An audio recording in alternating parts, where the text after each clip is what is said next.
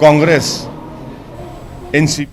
और इस वक्त की बेहद अहम खबर, महाराष्ट्र में सदर राज नाफिज हो गया है। महाराष्ट्र से बड़ी खबर लगातार हम आपको अपडेट दे रहे थे। महाराष्ट्र में सदर राज नाफिज हो गया है। सदर जमहूरिया ने काबीना के फैसले को मंजूर कर लिया है। आपको बताएं कि लगातार आज इस अहम खबर पर हमारी नजर बनी हुई थी और सबसे बड़ी खबर, चुनावी नतीजों के 20 दिनों बाद महाराष्ट्र में सदर राज नाफिज हो गया है।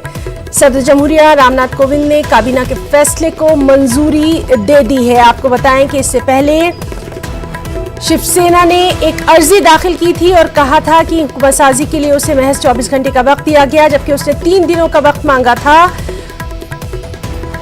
लगातार अहम खबर, महाराष्ट्र में सदर राज नाफिज हो गया है। सदर जमहूरिया ने काबीना के फैसले को मंजूर कर लिया है। चुनावी नतीजों के 20 दिनों बाद ही सदर राज का निफाज हो गया है।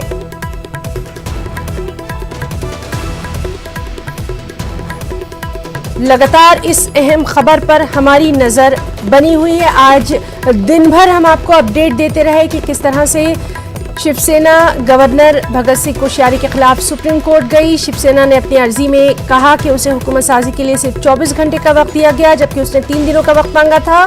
शिवसेना ने हुकूमत साजी के लिए गवर्नर की जानिब से मिले 24 घंटे का वक्त खत्म होने से 1 घंटा पहले राजभवन पहुंचकर गुजारिश की थी कि उन्हें 48 घंटे का मजीद वक्त दिया जाए, लेकिन शिवसेना के इस मुतालबे को गवर्नर ने मुस्तरद कर दिया था। एनसीपी को हुकूमत साजी के लिए नंबर साबित करने के लिए कहा गया था और एनसीपी कांग्रेस के जवाब का इंतजार कर ही रही थी कि इस वक्त की सबसे अहम खबर महाराष्ट्र से कि महाराष्ट्र में सदर राज नाफिज कर दिया गया है।